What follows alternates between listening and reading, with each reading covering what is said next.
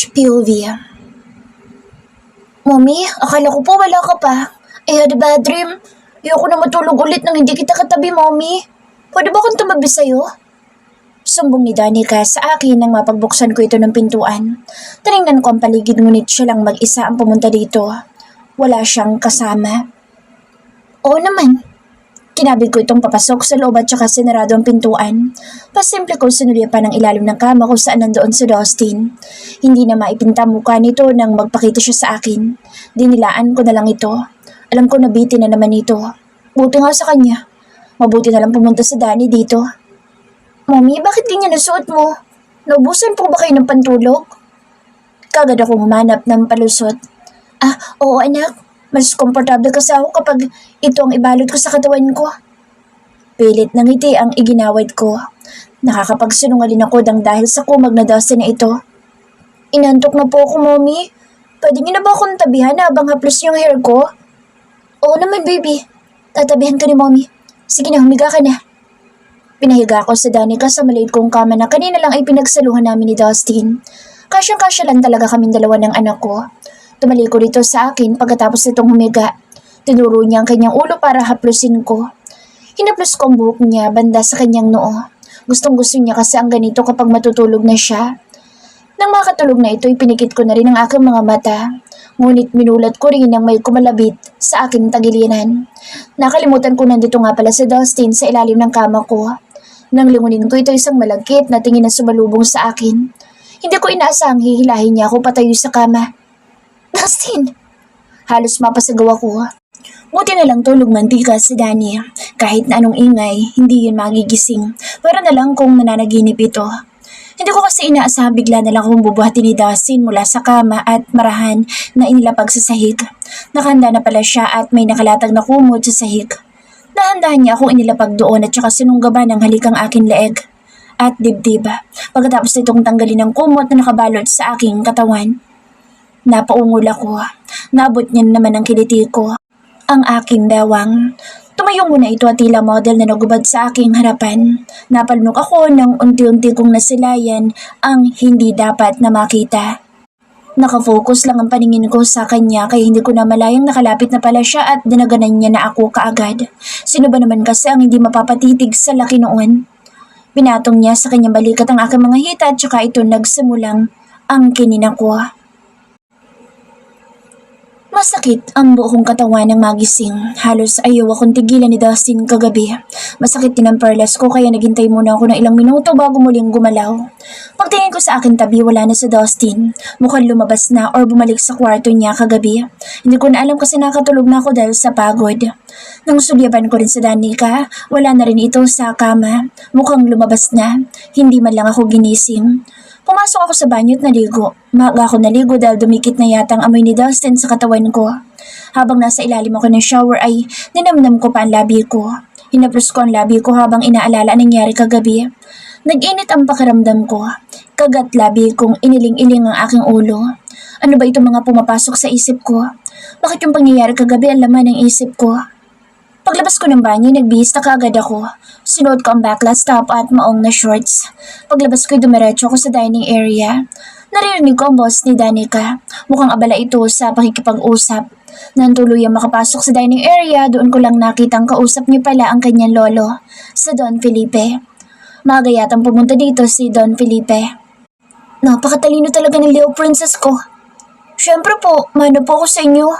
Pero po, ayoko magmana sa buhok niyo. Nakangusong sabi ni Danica. Unti-unti akong lumapit sa dining table kung saan nakapwesto na doon umupo si Don Felipe at si Danica. Wala si Dustin. Bakit ayaw mo sa buhok ko, my little princess? Kuryosong tanong ng Don sa pinakaapo niya. Ayoko po eh.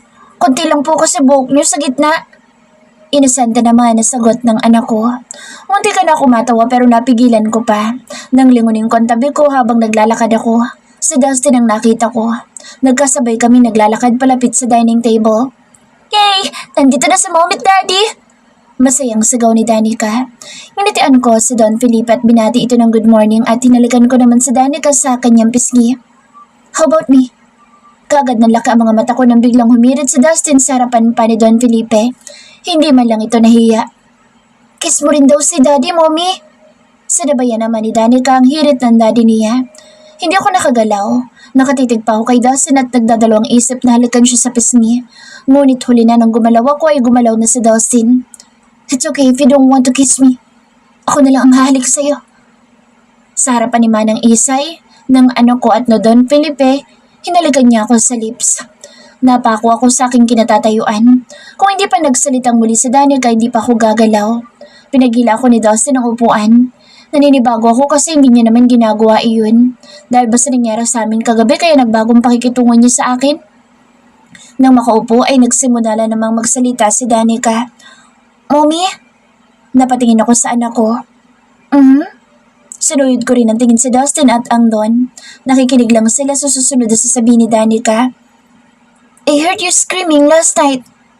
Habang kumakain, nasabi ni Danica sa akin. Muntikan ko pang maibuga ang kinakain ko. Screaming? Takang-taka na tanong ko. Yes po. I heard you screaming daddy's name and also, sabi mo, oh my fucking shit. Natigilan naman kaagad ako sa pagsubo ng kutsara sa bibig ko habang nanlalaki ang mga mata ko dahil ang lakas ng boss ni Danica na sinabi iyon. Tila ginaya pa niya ang pagkasabi ko noon kagabi. Pakaramdam ko'y pulang-pulan naman ang pisngi ko. Binalingan ko si Dustin at nakita kong nakaawang ang labi nito dahil pareho yata kaming hindi inaasahang narinig ni Danica ang pag-ungol ko kagabi. Pero ang akala nito'y nananaginip ako kaya ako sumisigaw. Hindi naman sigaw, mahina lang naman iyon, bakit narinig niya? Nagkatinginan ulit kami ni Dustin habang si Don Felipe naman ay natigilan din at hindi nagtagal ay hindi na napigilan ng Don ang pagtitimpi at tumawa ito ng malakas. Alam kong nag-gets ni Don Felipe ang kainosentehan na tanong ni Danica sa akin. Sobrang nakakahiya. Bakit kasi nandito pa si Don Felipe? Oh shit, lamunin na sana ako ng lupa dito sa kinaupan ko. Nagpalipat-lipat ang aking paningin kay Dustin at kay Don Felipe na ngayon ay marahan tumatawa pa rin. Kung pwede lang tumakbo at umexit na lang dito ay ginawa ko na. Sinuryapan ko naman sa Danica at mukhang hindi pa yata tapos sa pagkwento ang batang ito. Mommy, ano po yung panaginip niyo? Is it good or bad? Tama-tama na umiinom ako ng tubig nang tanungin ako ni Danica. Muntikan ko nang maibuga. Sumayas ako sa anak ko na wag na magsalita pero tila hindi niya naintindihan. Danica, stop talking. Finish your meal first. You haven't finished your food yet. Saway ni Dustin na ilang beses ko nakita na napalunok kanina. Tapos na po akong kumain, Daddy. Tumayo na si Danica. Maglalaro na po ako. Paalam nito at saka lumapit sa akin para umalik sa akin pisngi. Ganon din sa daddy niya at sa kanyang lolo na si Don Felipe. Natahimik na lang ako dahil nakakahiya kay Don Felipe. Nagkasalubong ang aming paningin ni Dustin pero walang umiimik sa amin. Makalipas ang ilang minuto ay tumikim si Don Felipe. Ano bang pinagagagawa niyo? Saan ba kayo gumawa ng milagro at narinig kayo ng anak niyo? Marami namang kwarto dito, bakit hindi man lang kayo lumipat? Yung bata napapaisip sa mga pinagagagawa niyo. Sermon ni Don Felipe. Napayuko ako. Mas lalo yatang namula ang pisngi ko dahil sa pangiinit nito dahil sa kahihiyan. Lalo na ngayong pareho kami ni Dustin na sinasermonan ni Don Felipe. Magagawa mo pa ba lumipat kung nasa kalagitnaan ka na ng kasarapan? Tila wala man lang hiya sa muka itong si Dustin. Kagad ko binaling ang tingin sa kanya. Piloso po kasi itong sumagot. Next time, siguraduhin yung walang batang nakakarinig sa inyo. Kung ano-anong naririnig ng apo ko. Kung gusto niyo ng want to sawa, magutal kayo para wala talagang istorbo. Rekomenda pa ng Don. Kagat labi ako na payuko. Nakakahiya. Nang tumingala ako ay nagkasalubong ang aming paningin ni Dustin. Binawi niya rin naman kaagad at muling bumaling sa Don. Don't worry, Pops. Sa susunod, sisiguraduhin kong wala ibang makakarinig. Palihim nang umisi si Dustin sa akin. Mukhang may binabalak pa ang kumag na ito na may kasunod pa nangyari sa amin kagabi. Palihim kong tinarayan ito but he smirked. Napaisip ako. Naisip kong magpaalam na sa kanila dahil tapos na akong kumain para na rin makaligtas sa kahihiyan. Tumayo na ako at tuluyan nagpaalam sa kanila. Iniwan ko sila sa dining habang ako hiyang-hiya pa rin sa anak ko at maging kay Don Felipe ay tila ayaw ko na muna magpakita sa kanya. Ano kaya ang dahilan bakit siya pumunta dito? Kung ano man iyon, ayoko nang alamin. Baka meron silang mahalagang pag-uusapan ni Dustin. Natigilan ako nang maalala kung meron akong check-up ngayon sa OB ko. Nadaanan ko si Danica sa sala, abala sa paglalaro ng kanyang Barbie. Naalala ko na naman ang sinabi ni Danica kanina. Meron pa kaya siyang ibang narinig aside doon sa sinabi niya kanina? Danica, tawag ko dito. Nilingon niya ako tsaka ngumiti. Bakit po, mommy?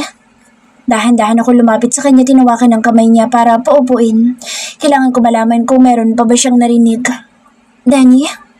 Panimula ko. Napalingon ako sa paligid ngunit wala naman ang ibang tao kundi kami lang. Bakit, mommy? Meron ka pa bang narinig?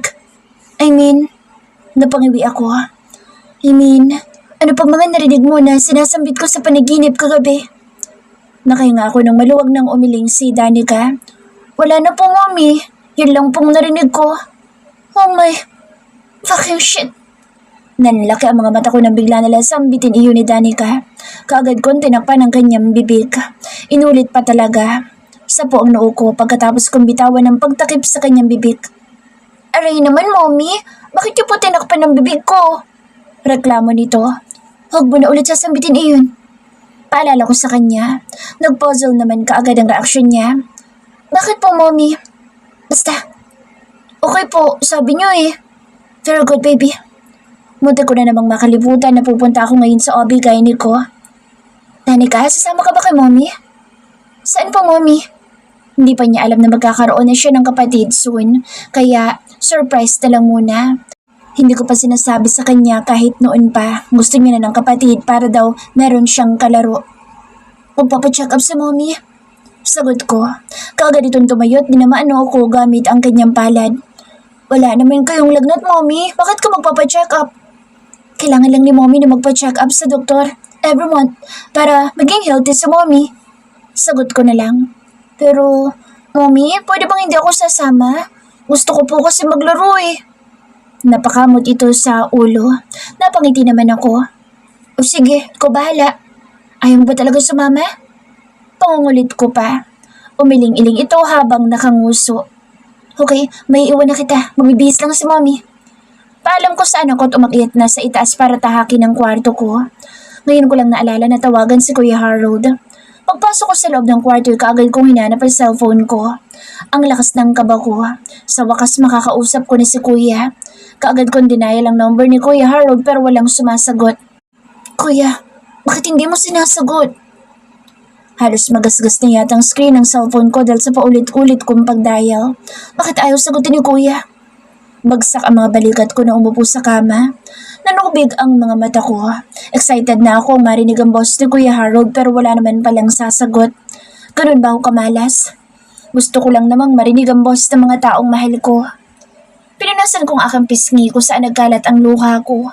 Hindi dapat ako umiiyak. Baka makasama sa dinadala ko. Paglabas ko ng banyo, dumiretso ako sa closet para kumuha ng masusuot. Mas pinili ko ang simpleng dress na maluwag sa tiyan. Baka kapag nakita ng Obi na nagsusuot pa ako ng masisikip ay baka masermonan pa ako. Pinadulas ko sa katawan ng tuwalya na tanging nagsisilbing balot sa katawan ko. Sunod ko ang broad panty ko. Isusunod ko sana ang dress ko nang marinig ko na may nagbukas ng pintuan. Paglingon ko'y naglalakad na ngayon palapit sa akin si Dustin. Seryoso ang kanyang mga tingin sa akin. Dustin, anong ginagawa mo dito? Tinakpan ko ang sarili ko ng dress na hawak kong hindi ko pa nasusuot. Kailangan pa bang tanungin yan? Bahay ko to, kaya huwag ka magtaka. Napatungo ako. Oo nga pala, bahay mo nga pala ito. Pero sana man lang kumakato ka bago ka pumasok. Nagbibihis ako. Reklamo ko sa kanya. So what? Ano? So what kung nagbibihis ka? Naglakad pa itong palapit sa akin hanggang sa 2 pulgada na lang yata ang layo niya sa akin. Mas sumigpit ang kapit ko sa hawak kong dress dahil sa lagkit ng tingin niya. Sinuyod niya ako ng tingin mula ulo hanggang paa. Hindi pa ito nakontento. Mas lumapit pa ito sa akin hanggang sa konting galaw na lang ay maglalapat na mga balat namin. Bilisan mo na magbihis. Baka gusto mong bihisan pa kita. Kaya ko. Pagsusungit ko. Huwag mo kong sungitan, Irish. Hindi na uubra sa akin yan. Lumabas ka na para makapagbihis ako. Hindi ka ba makakapagbihis kung nandito ako nanonood sa'yo? Talagang umupo pa ito sa kama ko at nagdekwatro na akala mo'y kung sinong hari.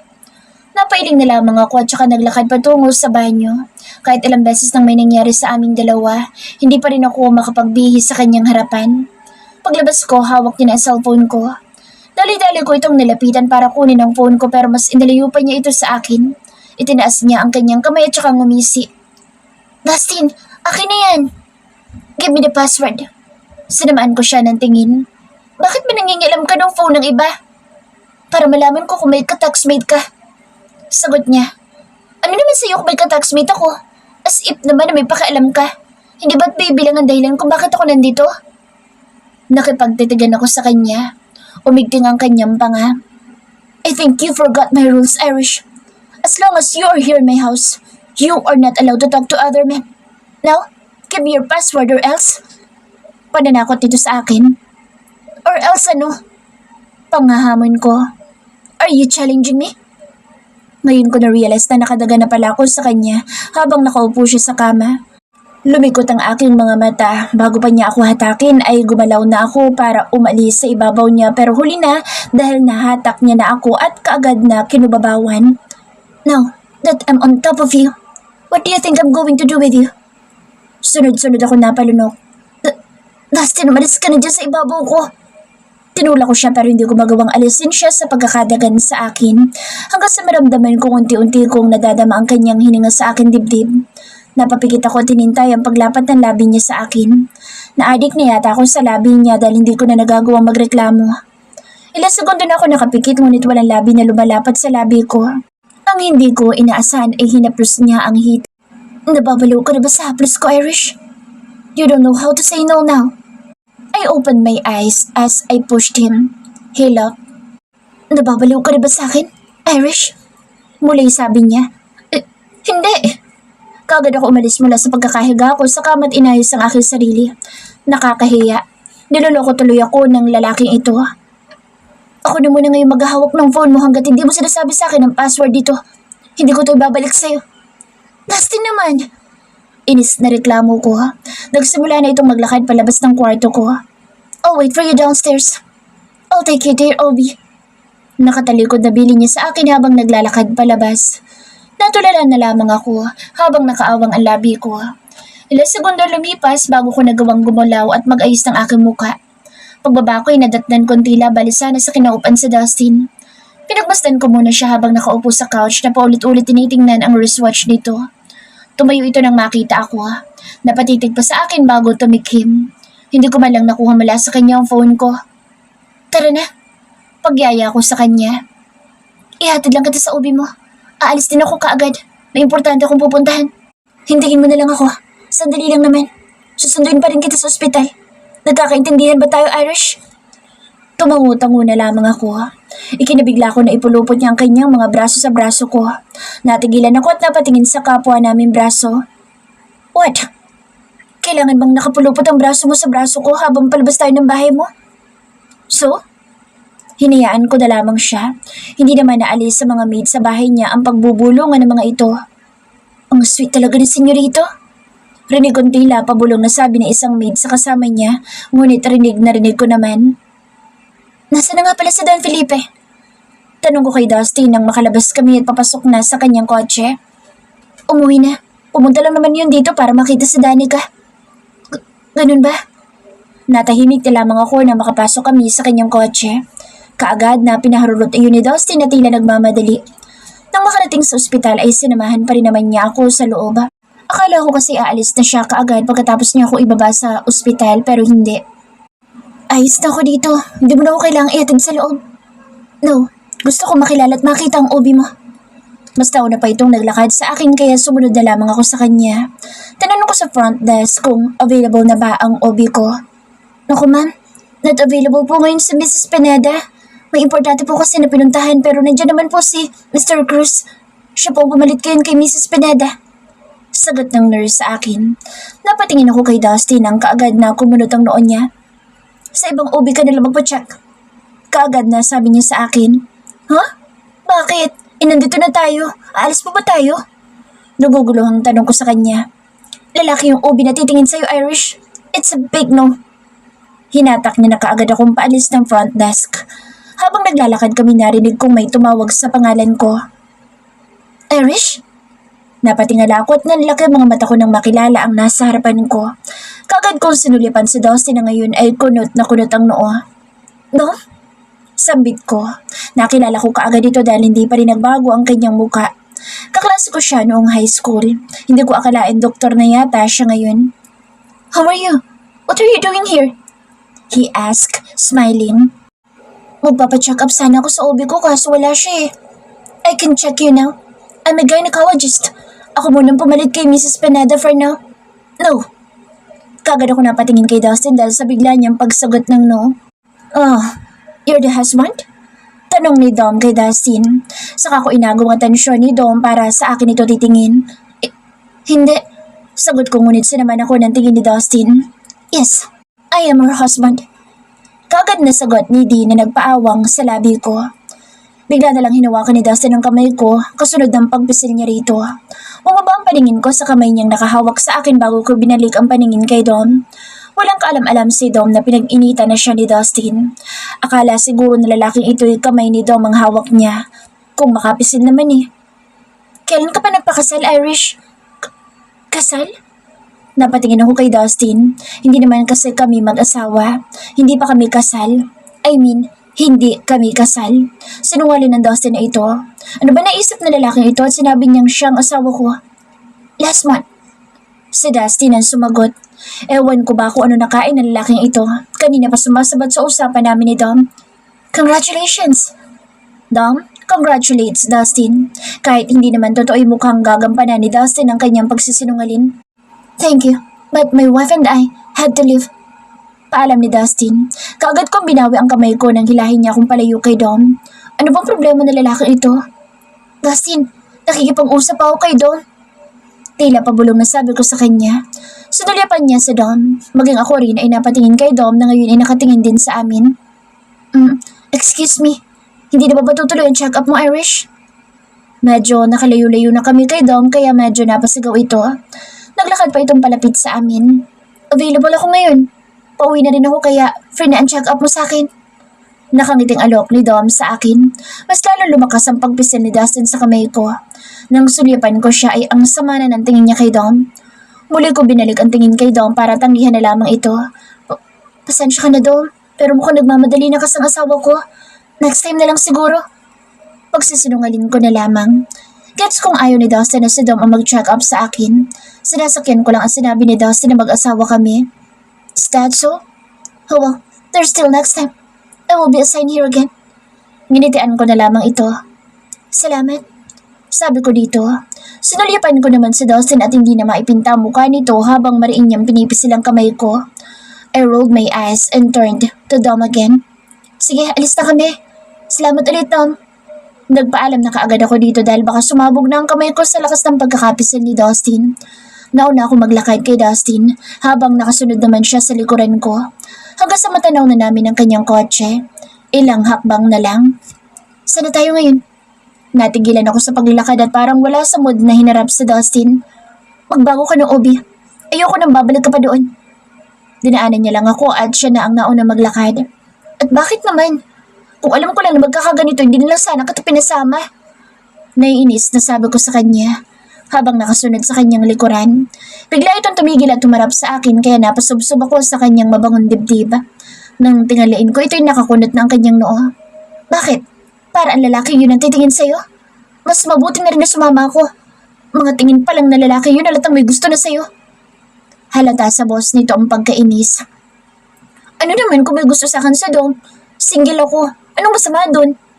Tinaasan ko siya ng kilay habang taas noong tanong ko sa kanya iyon. Tinitigan niya lang ako habang umiigting ang kanyang panga. Nakagat ko ang labi ko nang ma-realize ang sinabi ko. Ano?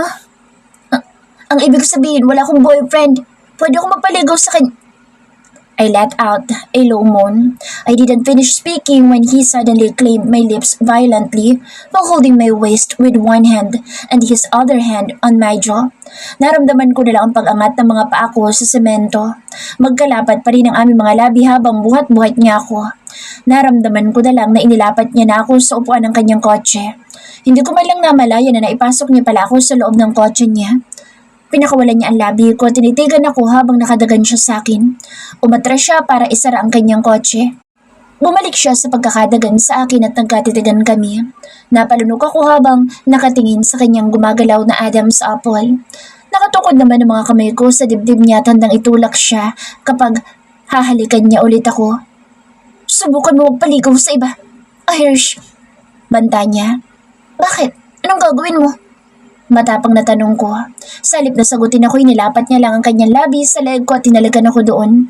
Naitulak ko siya pero hindi man lang ito naalis sa pagkakadagan sa akin. Dustin! Tutol ko. Why? Piliw itong napangiti. Stop it! Pagpupumiglas ko. No. Seryosong sagot niya. Napapikit ako nang muli niyang halikan ang leeg ko. Ang aking collarbone ay ginagat niya at sa aking balikat naman ay dinampian niya ng halik. Biglaan niya itinaas sa mga kamay ko. Ang hindi ko inaasahan ay ang amuyin niya ang kilikili ko.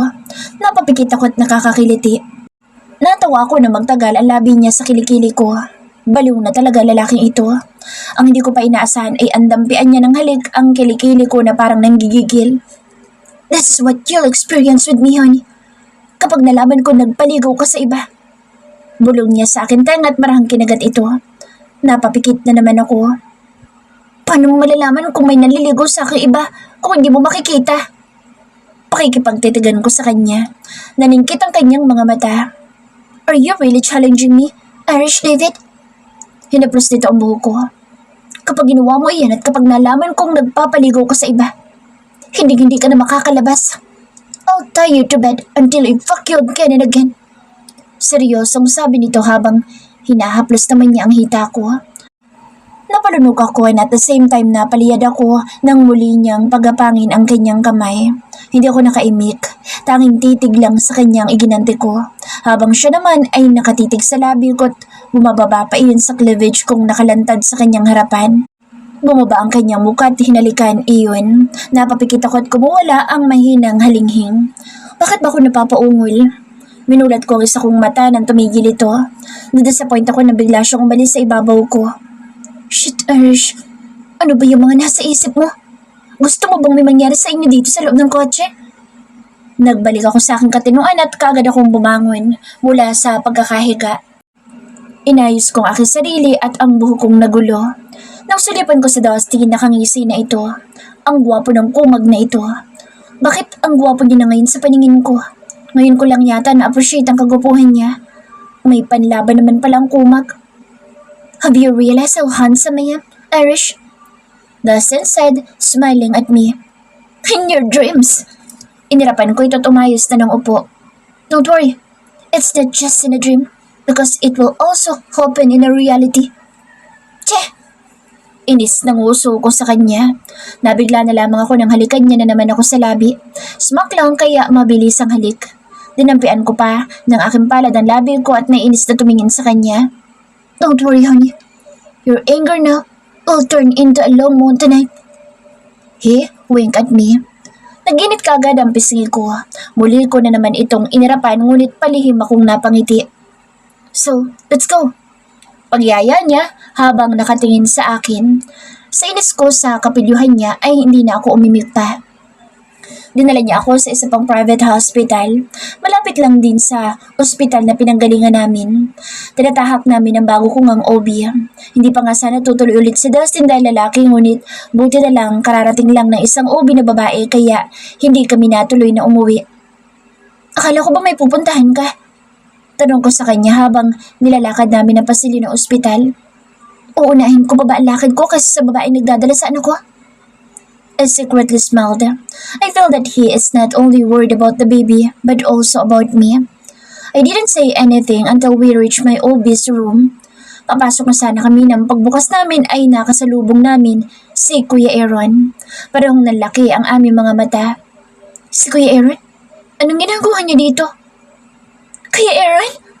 Nalalaki pa rin ang mga mata ko at hindi makapaniwalang nakikita ko siya ngayon. Irish? Tila hindi rin ito makapaniwala nang makita ako.